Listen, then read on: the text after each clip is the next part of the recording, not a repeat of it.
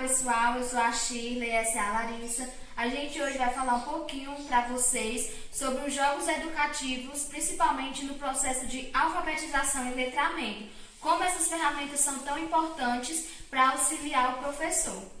E também mostrar como esses jogos eles podem fazer que prenda a atenção do aluno, né? Porque em vez de ser uma aula monótona e chata que não consegue prender a atenção do aluno, o jogo vai trazer uma ludicidade para dentro da sala de aula, fazendo com que o aluno se interesse pelo conteúdo que está sendo trabalhado e assim aprenda de uma forma mais fácil.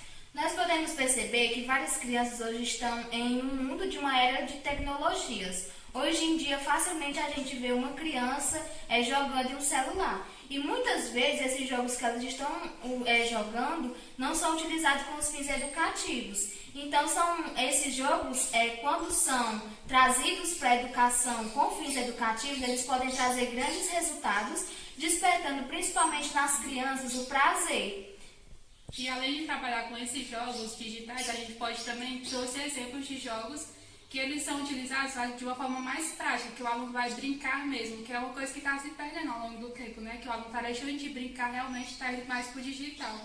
Então, na oficina, a gente trouxe mais esses exemplos. Os jogos eles são importantes ferramentas em que o professor ele pode observar quais são as dificuldades que o aluno está tendo ao longo do conteúdo. Por exemplo, se ele está trabalhando as vogais. A partir do jogo, dependendo da sua finalidade para que ele é criado, aquele jogo pode indicar, a partir da observação do professor, se o aluno compreendeu ou não o conteúdo. E também vai depender muito da didática do professor, né? Porque às vezes a escola disponibiliza um acerto muito grande de jogos, de material, e o professor não utiliza dentro de sala de aula. Então seria importante que os professores começassem a ver essa visão, né? De utilizar o que tem na biblioteca, o que foi disponibilizado pelo governo, dentro da sala de aula com os alunos.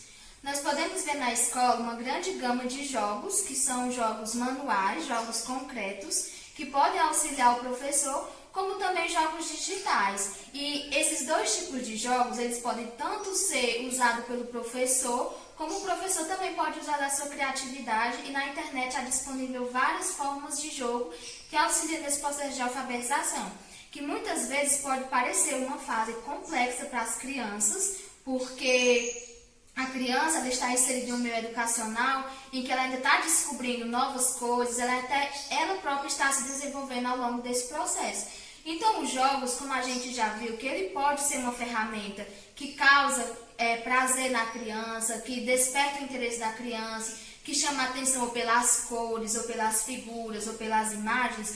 Então, dessa forma, o professor ele deve trazer para a sala de aula cada vez mais a presença desses jogos, fugindo até mesmo, muitas vezes, do tradicionalismo, que pode parecer chato, pode parecer monótono. Então, o jogo pode diversificar as aulas e pode trazer vários pontos positivos que contribuam na aprendizagem dessas crianças. E a partir de pesquisas que a gente fez na internet, que estava tentando montar para a oficina vários jogos, né?